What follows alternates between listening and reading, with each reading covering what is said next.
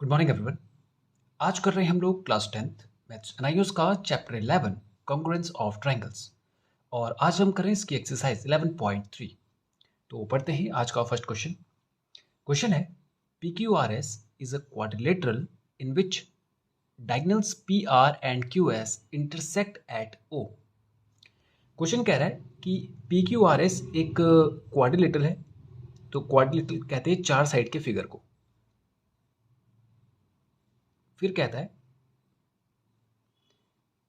P Q are and S. फिर कहता है उसमें डायगनल्स है P R and Q S. ये रहा डायगनल पी आर और ये रहा डायगनल क्यू एस। कहता है इंटरसेक्ट एट ओ। ओ पर एक दूसरे को काटते हैं। प्रूव दैट, आपको प्रूव करना है P Q plus Q R plus R S plus S P, इनका जो सम होगा वो P R and Q S इन दोनों डायगनल्स के सम से ज्यादा होगा। ये देखिए, इनका सम इज ग्रेटर देन इन दोनों डायगनल्स के सम से ये बड़ा होगा। ये वो आपको प्रूफ करने के लिए कह रहे हैं। ओके, तो ये क्वेश्चन करने से पहले एक प्रॉपर्टी हमें पता होनी चाहिए ट्रायंगल की। वो होती है कि किसी ट्रायंगल में बच्चे किन्हीं दो साइड का सम हमेशा तीसरी साइड से बड़ा होना चाहिए। यानी मान लीजिए ये एक ट्रायंगल है 3, 4, 5 का। ये एक ट्रायंगल है, तो आप कोई सी भी दो साइड को ऐड कीजिए। 4 + 3 वो हमेशा बड़ी होगी उसकी तीसरी साइड से। आप देखिए 4 + 3 होता है 7 और 7 5 से बड़ा होता है। ओके, और ये भी कह सकते हैं कि अगर ये प्रॉपर्टी फॉलो करता हो ट्रायंगल, तभी वो ट्रायंगल बन सकता है। मान लीजिए मैं इन दोनों को ऐड करता और इसको मान लीजिए 8 बना लेते हैं हम लोग। ये 8 बना लेते हैं। तो अगर हम करें 4 + 3 तो कितना हो रहा है 7 और तीसरी साइड है 8। तो यहाँ पर तो तीसरी साइड बड़ी हो गई दोनों साइड के सम से। तो ये ट्रायंगल पॉसिबल ही नहीं है। मतलब हमने यहाँ पे बनाकर लिख तो दिया ये साइड्स को कि यहाँ पे 8 है 4 है, लेकिन ये ऐसा बन ही नहीं सकता। समझे आप? ये ऐसा बन ही नहीं पाएगा, क्योंकि ये या तो ये अंदर की तरफ आ जाएंगे, ये बाहर चली जाएगी साइड, या तो ये साइड छोटी पड़ जाएगी, ये दोनों ऐसे बाहर हो जाएंगे। तो ये ऐसे हो सकता है, या तो ये ऐसा हो सकता है, ऐसा करके। ओके, तो प्रॉपर्टी ये है कि कोई भी दो साइड का सम अगर तीसरी साइड से बड़ा हो रहा है तो ही वो तीन साइड आपस में मिलकर एक ट्रायंगल बना सकती है। ओके, अब यही रूल हमें यहाँ पे अप्लाई करना है। देखिए, हम इसको एक ट्रायंगल पी एस आर ले सकते हैं। देखिए आप, ये क्वाड्रिलेटरल है, जैसे इसमें डायगोनल आया तो इससे ये ट्रायंगल बन गया। ये वाले ट्रायंगल तो बहुत सारे बने, पर हम इस वाले ट्रायंगल की बात कर रहे हैं पी एस आर। ये वाला दिख रहा है आपको ट्रायंगल, ये वाला। इस ट्रायंगल पे हम यही वाली प्रॉपर्टी लगाएंगे। ओके, और ध्यान रखेंगे इस स्टेटमेंट का भी। ये जो यहाँ पर हमें वैल्यू गिवन है, ये जो प्रूफ में करना है, इसका भी ध्यान रखेंगे। कैसे? आप देखिए लेफ्ट साइड में सारी की सारी साइड से P Q, Q R, R S और एस पी, देखिए ये चारों साइड है और ये डायगनल्स है। तो हम इसको ट्रायंगल को इस तरह से, इस प्रॉपर्टी को इस तरह से लगाएंगे इसमें कि साइड हमारी एक तरफ आ जाए और इस ट्रायंगल में जो डायगनल्स होगा वो एक तरफ आ जाए। ओके, तो अप्लाई करते हैं इस प्रॉपर्टी को यहाँ पे। In triangle P S are, सबसे पहले पी एस आर में, ठीक है, हम कहेंगे कि पी एस आर जो ट्रायंगल है उसमें ये दोनों साइड का sum P S plus S R. इसको मैं आपको अलग से बना के दिखा देता हूँ। ये वाला, ये हो गया P, ये हो गया R और ये हो गया S। तो इन दोनों साइड का sum P S plus S R, P S plus S R is greater than P R. ये आपको पता है कि P S plus S R जो होगा वो पी आर से बड़ा होगा। तो आप देखिए ये दोनों साइड हैं, ये दोनों साइड, इसको हमने इस तरफ रखा है और पी आर ये डायगोनल है, इसको इस तरफ रखा है। ठीक है, इसी तरह से अब ट्रायंगल हमने पी एस आर लिया था, अब एस आर क्यू ले लेते हैं। In triangle S R Q में, ये वाला ट्रायंगल है, ये दिख रहा है आपको एस आर क्यू में, S R plus S Q, S R plus R Q is greater than S Q.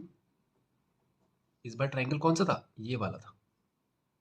ये एस है, ये क्यू है और ये आर है। तो साइड साइड हमने एक तरफ रख दी एस आर और आर क्यू, और डायगोनल एक साइड। ठीक है, ऐसे ही हम एक और ट्रायंगल लेंगे ये वाला ट्राइंगल भी हो गया। अब R Q P, R Q P, ये वाला ट्राइंगल, ये दिख रहा है आपको, ये वाला R Q plus P Q is greater than R P, या पी आर कह दीजिए, ठीक है। इसी तरह से अब ये वाला ट्राइंगल भी हो गया। अब ये वाला ट्राइंगल लीजिए, S Q P, in triangle S P Q या S Q P, S P plus P Q, S P plus P Q, ये वाली साइड प्लस ये वाली side is greater than S Q.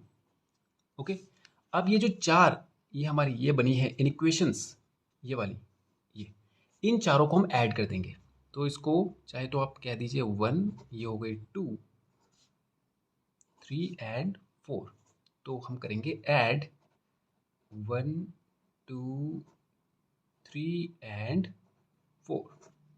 तो लेफ्ट साइड एक तरफ आ जाएगी, तो इन सबको ऐड कर दीजिए। ये हो जाएगा P S plus S R plus S R plus R Q, ये सब लेफ्ट लेफ्ट को हम ऐड कर रहे हैं एक तरफ, plus R Q plus P Q plus S P plus P Q, S P plus P Q. और इनइक्वालिटी का साइन जो था ये वाला ग्रेटर देन, और ये राइट साइड एक तरफ P R plus S Q plus R P plus S Q. Okay, अब देखिए पी एस और एस पी एक ही बात है, तो ये तो हो गए twice of S P plus S R twice of S R plus R Q twice of R Q, P Q twice of P Q. इधर देखिए पी आर 2 बार आ रहा है, twice of P R plus S Q twice of S Q. Okay, अब 2 को common ले लेंगे हम लोग, और ये हो जाएगा S P S R plus R Q plus P Q, ये ग्रेटर देन होगा, 2 को कॉमन ले लेते हैं, P R plus S Q. Okay, अब देखिए यहाँ पर ये इक्वालिटी का साइन, इक्वल देखा होगा आपने, जब हम इक्वल लगाते हैं वो इक्वल का साइन होता है, ये तो अनइक्वल का साइन है। यहाँ पर अनइक्वल का मतलब कि ये दोनों इक्वल नहीं है, ये बड़ा है ये छोटा है। तो इसके लिए बच्चे हम लोग इसको, आप चाहे तो इक्वल की तरह ही देख सकते हैं, हम इन दोनों को कैंसिल कर देते हैं, लेकिन इसको हम इस तरह से कहते हैं कि डिवाइड अबव स्टेटमेंट, या इन इक्वेशन कह दीजिए, बाय 2 बोथ साइड। हमने 2 से डिवाइड कर दिया बोथ साइड को, इसको भी और इसको भी, तो ये 2/2 हो जाएगा, तो कैंसिल होके 1 आ जाएगा। यहाँ पर भी 2/2 हो जाएगा, कैंसिल होके 1 आ जाएगा। तो बचेगा क्या हमारे पास, केवल S P plus S R plus R Q plus P Q is greater than P R plus S Q. यही हमें बात प्रूव करनी थी।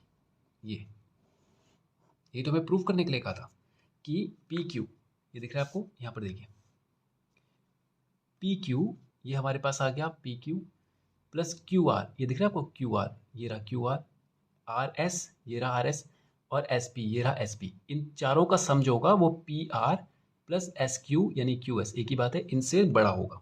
ये हमने बात प्रूव कर दी। ओके, तो ये हो गया क्वेश्चन फर्स्ट हमारा कंप्लीट। अब करते हैं क्वेश्चन नंबर 2। पढ़ते हैं क्वेश्चन नंबर 2।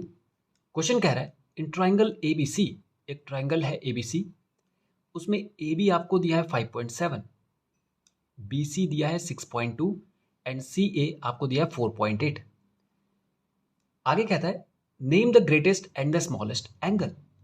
आपको सबसे छोटा और सबसे बड़ा एंगल बताना है इस ट्राइंगल में, यानी इस ट्राइंगल में जो 3 एंगल है इनमें से सबसे बड़ा कौन सा होगा और सबसे छोटा कौन सा होगा, ये आपको बताना है। अब देखिए इसके लिए एक रूल होता है बच्चे कि अगर एंगल बड़ा होगा किसी ट्राइंगल में, अगर किसी ट्राइंगल में कोई एंगल सबसे बड़ा होगा तो उसके सामने वाली साइड भी सबसे बड़ी होगी। समझे आप? यानी कि जो एंगल, जैसे इस ट्राइंगल में जो एंगल सबसे बड़ा होगा उसी के सामने वाली साइड भी बड़ी होगी। और इस बात को अगर हम उल्टी तरफ से कहें कि जो साइड सबसे बड़ी होगी उसके सामने वाला एंगल भी सबसे बड़ा होगा, तो वो भी सही होगा। समझा? देखिए रूल ये है कि मान लीजिए जब हम एंगल बनाते हैं तो आपको याद होगा, एक हम बेस लाइन लेते हैं ऐसे, और फिर एक उस पर एक साइड ऐसे ड्रॉ करते हैं, ठीक है, एक साइड उससे लगा के इस तरह से। तो ये हमने मान लिया कि ये है 15 डिग्री का एंगल। ओके, तो आप देखिए यहाँ पर जब आप इन दोनों साइड को मिलाएंगे, ऐसे मिलाए, ठीक है, तो एक ये हो गई मान लीजिए 2 सेंटीमीटर की। फिर आपने यहाँ पर एक एंगल 15 से बड़ा बना दिया और बना दिया इसको 30 का। तो ये वाली साइड देखिए, ये वाली साइड ये हो जाएगी 4 सेंटीमीटर की, यहाँ से यहाँ तक पूरी की पूरी। आप देख रहे, जब एंगल 15 था तो साइड थी 2 सेंटीमीटर की। जब हमने इस एंगल को 30 कर दिया, ये हमने 30 डिग्री कर दिया, तो ये हो गया 4 सेंटीमीटर का। तो जैसे जैसे एंगल बढ़ रहा है, आप देखें ना, ये खुल भी तो रहा है, तो ये जितना खुलेगा ये वाली साइड भी तो उतनी ही बड़ी होगी। तो अगर एंगल बढ़ रहा है तो उसके सामने वाली साइड भी बढ़ रही है। तो इससे हम ये कह सकते हैं कि कोई एंगल जितना बड़ा होगा उसके सामने वाली साइड भी उतनी ही बड़ी होगी। यही रूल हमें यहाँ पे लगाना है। आप देखिए इन तीनों में सबसे बड़ी साइड कौन सी है, 6.2। तो इसके ठीक सामने वाला एंगल कौन सा है, एंगल ए। तो ग्रेटेस्ट एंगल कौन सा हो जाएगा, एंगल ए। तो हम कहेंगे in triangle side opposite to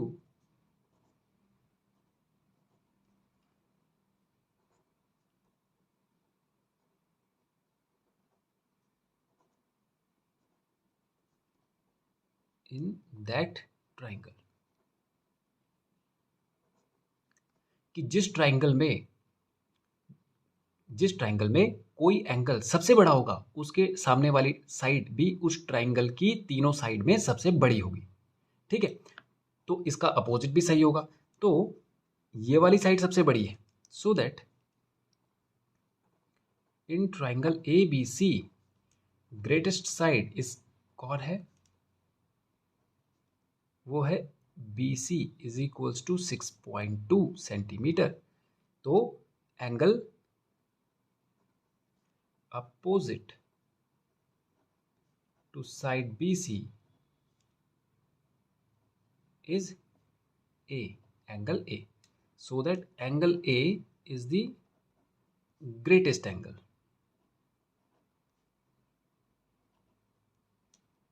in triangle ABC। अब यही बात स्मॉलेस्ट के लिए भी होगी। सिमिलरली सबसे छोटी साइड कौन सी है, 4.8। Smallest side in triangle ABC is AC is equals to 4.8, so that angle B is the smallest angle, यही रूल यहाँ पर भी लगा, इसलिए एंगल B क्या हो गया, स्मॉलेस्ट एंगल हो गया। ओके, तो यही मैं बता रहा था। तो ये हो गया क्वेश्चन 2 कंप्लीट। करते हैं क्वेश्चन नंबर 3। पढ़ते हैं क्वेश्चन नंबर 3। क्वेश्चन कह रहा है in figure if angle CBD is greater than angle BCE, CBD ये वाला जो एंगल है वो बड़ा है BCE से, BCE इस वाले एंगल से बड़ा है ये वाला एंगल। आपको प्रूफ करना है कि AB बड़ा होगा AC से, AB साइड जो होगी वो बड़ी होगी AC साइड से। अब देखिए एंगल हमें ये वाले दे रहा है और साइड हमसे ये वाली पूछ रहा है। तो अगर हमें ये साइड बतानी है तो ये एंगल हमें पता होना चाहिए, तभी हम बता पाते। देखिए अगर ये दो साइड पूछ रहा है तो ये तो इस ट्रायंगल का पार्ट है, तो हम कहते अगर हमें ये एंगल पता होता तो हम कहते कि ये एंगल बड़ा है तो इसकी साइड बड़ी होगी, ये एंगल बड़ा है तो इसके सामने वाली साइड बड़ी होगी। तो एंगल तो हमें पता ही नहीं है, तो इसकी मदद से पहले हम ये दो एंगल निकालेंगे ये वाले, और जैसे ही हमें ये एंगल पता चल जाएंगे हम कह देंगे कि जो एंगल बड़ा है उसके सामने वाली साइड भी बड़ी होगी। ओके, तो सबसे पहले जो गिवन है उससे हम ये वाली वैल्यू इससे हम सॉल्व करेंगे।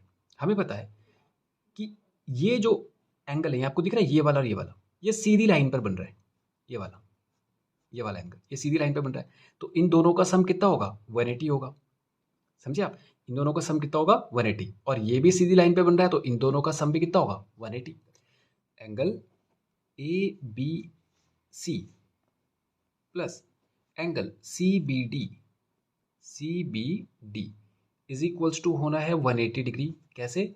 लीनियर पेयर से, लीनियर पेयर, तो इन दोनों का सम 180 होगा। वैसे ही इसके लिए बनाइए, angle A C B plus A C B, ये वाला angle, plus B C E, B C E, ये कितना हो रहा है? ये भी 180 डिग्री होगा। कैसे? लीनियर पेयर से। ओके, अब देखिए दोनों इक्वल है। अब यहाँ से आप सी बी डी निकालिए, यानी सी बी डी की वैल्यू चाहिए हमें, तो ए बी सी इधर जाएगा, तो angle C B D is equals to आ जाएगा 180 minus angle A B C. देखिए इसको हम इधर ले गए, और यहाँ से निकालिए बी सी ई, क्योंकि जो हमें वैल्यू गिवन है हम उसी में बदल रहे हैं इसको, तो बी सी ई इक्वल हो जाएगा 180 minus angle A C B. ठीक है, यानी ये सी बी डी की वैल्यू है, ये बी सी डी की वैल्यू है। ये दिख रहा है आपको, ये सी बी डी है, ये बी सी डी है। इसको आप यहाँ रख दीजिए जो गिवन वैल्यू है। गिवन था हमें angle C B D is greater than angle B C E, ये हमें गिवन था, तो इसकी जगह पे वैल्यू रख दीजिए 180 minus angle A B C is greater than angle 180 minus angle A C B. हमने वैल्यू को रिप्लेस कर दिया, ये दोनों वैल्यू हमने इस गिवन वैल्यू में रख दी। ओके, अब यहाँ इसको सॉल्व करना है बच्चे, और सॉल्व करने के लिए कुछ इनइक्वालिटीज़ के रूल होते हैं, तो हम सारे रूल की बात नहीं कर रहे, केवल आप ये समझिए कि इसको हम ऐसे डायरेक्ट यहाँ से कैंसिल नहीं करेंगे। ये हम कहते तो हैं उसमें इक्वेशन वाली, जो जहाँ पे बीच में इक्वल का साइन होता है वहाँ पे ऐसे ही कहते हैं कि इससे इसको कैंसिल कर। यहाँ पर आप क्या करेंगे, इसको प्रॉपर आप कैंसिल भी दिखा सकते हैं इसको। आप कहें यहाँ पर 180 देखिए प्लस का है, यहाँ पर भी 180 प्लस का है, तो आप क्या करें, दोनों साइड 180 माइनस कर दीजिए। तो इसके लिए हम इसको मेंशन करेंगे सबट्रैक्ट 180 फ्रॉम बोथ साइड। तो यहाँ पे 180 प्लस था, इसमें से 180 हमने माइनस कर दिया। इनइक्वालिटी के साइन में कोई फर्क नहीं पड़ेगा, यहाँ पर आ जाएगा 180 minus angle A C B, और इसमें से भी 180 हमने माइनस कर दिया। कोई फर्क तो पड़ेगा नहीं, क्योंकि हमने सेम वैल्यू को दोनों साइड से सेम फंक्शन परफॉर्म किया, माइनस किया, हमने सेम ऑपरेशन परफॉर्म किया, दोनों माइनस किया। अब ये माइनस का हो गया, प्लस का हो गया, ये कैंसिल हो गए, ये दोनों कैंसिल हो गए। यहाँ क्या बच रहा है, minus angle A B C is greater than minus of angle A C B. अब हमें तो केवल ए बी सी चाहिए था, ये माइनस का साइन भी हटाना पड़ेगा, तो हम करेंगे मल्टीप्लाई बाय -1 बोथ साइड। हम दोनों साइड को -1 से मल्टीप्लाई करें, तो ये हो जाएगा -1 into minus angle A B C, और जैसे ही हमने माइनस से मल्टीप्लाई करा ये साइन पलट जाएगा, और ये हो जाएगा -1 multiply by minus A C B. Minus minus plus हो जाएगा, तो यहाँ पर आ जाएगा A B C is less than angle A C B. ये दिख रहा है आपको, ए बी सी जो है वो ए सी बी से छोटा है। अब आप देखिए ये एंगल कौन से थे, ए बी सी, ये वाला एंगल ये छोटा है ए सी बी से, ए सी बी बड़ा एंगल है। बस इन्हीं दो की जो हमें ज़रूरत थी, यानी ये छोटा है ये बड़ा है, तो अगर ये बड़ा है तो इसके सामने वाली साइड भी बड़ी होगी। तो हम कहेंगे सो दैट छोटी वाली साइड के सामने छोटे वाले एंगल के सामने छोटी साइड होगी, और बड़े एंगल के सामने बड़ी साइड होगी। तो बड़ा एंगल कौन है, ए सी बी, इसके सामने कौन सी साइड है, ए बी। तो हम कहेंगे A B is greater than A C. यही हमें प्रूफ करना था, A B is greater than A C, ये ठीक है। तो ये हो गया क्वेश्चन 3 कंप्लीट। अब करते हैं हम लोग क्वेश्चन नंबर 4। पढ़ते हैं 4th क्वेश्चन। क्वेश्चन कह रहा है in figure D is any point on the base BC of a triangle ABC। D triangle ABC का जो बेस है BC उस पर एक पॉइंट है, ठीक है। D बेस BC पर एक पॉइंट है ऑफ ट्राइंगल ABC। बोला if AB is greater then AC, AB अगर AC से बड़ा हो तो प्रूफ कीजिए कि AB is greater then AD, कि AB AD से भी बड़ा होगा। ओके, तो गिवन वैल्यू देखते हैं, वो ए बी और ए सी दे रहा है, यानी इस साइड और इस साइड के बारे में बता रहा है। ये बोल रहा है कि ये वाली साइड बड़ी है इससे, ठीक है। तो अगर ए बी बड़ी होगी AC से। अगर AB बड़ी है तो इसका अपोजिट एंगल कौन है? C। तो एंगल C बड़ा होगा किससे? AC के अपोजिट में कौन है? Angle B। तो एंगल C भी बड़ा होगा भाई, बड़ी साइड के अपोजिट में एंगल भी बड़ा होता है। तो बड़ी साइड कौन है? AB। बोला है ना उसने AB बड़ी है, तो AB के अपोजिट में एंगल कौन है? Angle C। तो एंगल C बड़ा होगा। अब इस एंगल C को हम कह सकते हैं ACD, यानी इस एंगल को हम ACD भी बोल सकते हैं। इस ग्रेटर देन एंगल B को हम ABD कह सकते हैं। ओके, ये हमारे लिए, इसको हम एक मेंशन कर देते हैं 1 से। ओके, अब इस ट्रायंगल पे चलें, ADC पे। इन ट्रायंगल ADC आप देखें, हमें वैल्यूज गिवन है ये दो एंगल, पूछ रहा है ये दो साइड, तो एंगल भी हमें ये दो ही पता होने चाहिए। तो असल में हम यहां से यहां आने की कोशिश कर रहे हैं, यानी इन दोनों एंगल से हम इन दोनों एंगल में आने की कोशिश कर रहे हैं। जैसे ये एंगल आ जाएंगे वैसे ये साइड भी आ जाएंगी। ओके, तो हम ADC वाले ट्राइंगल में एक्सटीरियर एंगल प्रॉपर्टी लगा रहे हैं। एक्सटीरियर एंगल आप जानते हैं कि किसी ट्राइंगल में जो बाहर का एंगल होता है वो उसके अंदर के दोनों अपोजिट एंगल के सम के बराबर होता है। यानी ये अगर 50 है और ये अगर 60 है तो ये इन दोनों का सम होगा, यानी 60 + 50 कितना हो जाएगा? 110। ये है एक्सटीरियर एंगल प्रॉपर्टी। ओके, चाहे आप यहाँ भी करेंगे तो भी इन दोनों के सम के बराबर होगा। ओके, तो एक्सटीरियर एंगल यानी बाहर का एंगल अपोजिट इंटीरियर एंगल के सम के बराबर होता है। यही रूल हम यहाँ पर अप्लाई करेंगे। इन ट्राइंगल ADC, इस वाले ट्राइंगल में ये जो बाहर का एंगल है, ये वाला, ये बाहर वाला एंगल है ना, ये वाला, ये देखिए ये इस तरह से बन रहा है, ये D है, ये C है, ये A है। तो इस बाहर वाले एंगल की बात करें हम लोग, इन दोनों के सम के बराबर होगा। हम कहेंगे एंगल ADB जो होगा वो इक्वल होगा किसके? DAC plus ACD। ये तो हमने कहा था कि अपोजिट इंटीरियर एंगल के सम के बराबर होता है। तो अपोजिट इंटीरियर कौन सा है? एक तो ये और एक ये, इन दोनों के सम के बराबर होगा ये।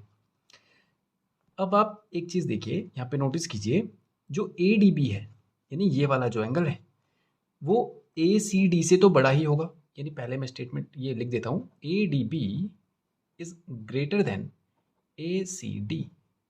देखिए इस बात पे फोकस कीजिए, मैं कह रहा हूं कि ये वाला जो एंगल है ADB, ये वाला जो एंगल है वो इस एंगल से बड़ा होगा। कैसे? आप देखिए ADB यहां पर है, ACD यहां पर है। अगर ये दोनों बराबर होते तो हम ऐसे लिखते इसको, ADB ACD। भाई अगर ये 5 डिग्री होता तो ये भी 5 डिग्री होता, दोनों बराबर है। लेकिन आप देखिए ADB और ACD को बराबर होने के लिए ACD को अपने साथ एक एंगल और लाना पड़ रहा है। समझ रहे आप? अगर ये दोनों बराबर होते तो इसकी जरूरत ही नहीं थी, फिर तो ये आता ही नहीं। लेकिन अगर ये आ रहा है, इसका मतलब ये दोनों बराबर नहीं है, ये दोनों जब मिल जाते हैं तब वो इसके बराबर आता है। समझे आप? यानी ये यहाँ पे कुछ ऐसा बन रहा होगा कि अगर ADB 60 है तो यहाँ पर DAC होगा अगर 40, ये होगा 20, तब जाके दोनों बराबर होंगे। तो आप देख रहे हैं, इनको अगर मैं सेपरेट सेपरेट कंपैरिजन करूं तो दोनों ही एंगल इस एक एंगल से छोटे होंगे अकेले में। समझे आप? यही बात हम यहाँ पे कह रहे हैं कि ADB जो एंगल है वो जब दोनों मिल जाते हैं तब उनके बराबर हो रहा है। ये इक्वल का साइन है यहाँ पर, यानी ये वाला एंगल तब इनके बराबर होगा जब ACD के साथ एक एंगल और आएगा। तो अगर मैं केवल ADB और ACD का कंपैरिजन करूं तो ADB बड़ा होगा ACD से, ADB बड़ा होगा ACD से। देख रहे हैं आप? ये बात समझ में आ गई आपको कि दोनों को ऐड करूंगा तो बराबर आ रहा है, लेकिन अगर सिंगल सिंगल कंपैरिजन करूंगा तो ये दोनों ही एंगल सिंगल सिंगल में कंपैरिजन में इससे छोटे होंगे। तो चाहे मैं इसके लिए बोलूं या इसके लिए बोलूं, ये दोनों ही इससे छोटे होंगे। तो यही बात हमने यहाँ पे मेंशन कर दी कि ADB is greater then ACD। ऐसा हमने इसलिए किया क्योंकि यहाँ से हमें कनेक्शन मिल गया। देखिए फर्स्ट और सेकेंड में देखिए, इन दोनों को एक साथ अगर हम लगा दें यहाँ पर, समझे इसको, कि ACD बड़ा था ABD से, ACD ABD से बड़ा था। केवल आप यहाँ पे फोकस कीजिए कि ACD ABD से बड़ा था और यहाँ पर ACD को छोटा कर दिया, यानी जो ACD यहाँ पर बड़ा था वो ACD यहाँ पर छोटा हो गया। किससे? ADB से। तो अगर इसको हम सीरीज में रखें तो ADB बड़ा हो गया किससे? ACD से। और ACD उसने कहा था बड़ा है ABD से। ये देखिए पहली वाली जो हमारी जो ये जो हमने फर्स्ट जहाँ पे मेंशन किया था इनइक्वालिटी को कि ACD बड़ा था ABD से, ठीक है, लेकिन ACD छोटा हो गया ADB से, तो इसका मतलब ADB सबसे बड़ा हो गया क्योंकि ADB ACD से भी बड़ा है, ACD से बड़ा है, और ACD को हमने कहा था कि वो ABD वाले एंगल से बड़ा है, तो यहाँ पे तो उसने उसको छोटा बना दिया। तो यानी अगर हम इन तीनों को कंपैरिजन करें तो ये वाला एंगल इससे भी बड़ा है और ये वाला एंगल इससे भी बड़ा है, तो हम यहाँ से कंक्लूड करके ये कह सकते हैं कि angle ADB is greater than angle ABD। बस यही हमें चाहिए था, क्योंकि इसी दो एंगल से हम इस ट्रायंगल के अंदर आ गए। देखिए ADB ये वाला एंगल हमें मिल गया और ABD ये वाला एंगल भी मिल गया, तो जैसे ही दोनों एंगल मिले हमने कहा ADB बड़ा है, ADB बड़ा है, तो उसके सामने वाली साइड कौन सी होगी, AB is greater then ABD। ABD के सामने वाली साइड कौन सी है, AD, ये। ओके, तो यहाँ पर आपको इस बात को एक तो यहाँ पर इस चीज़ को आपने नोटिस करना है, यहाँ पर ध्यान देना है, और फिर इन दोनों को कनेक्ट कर दीजिए।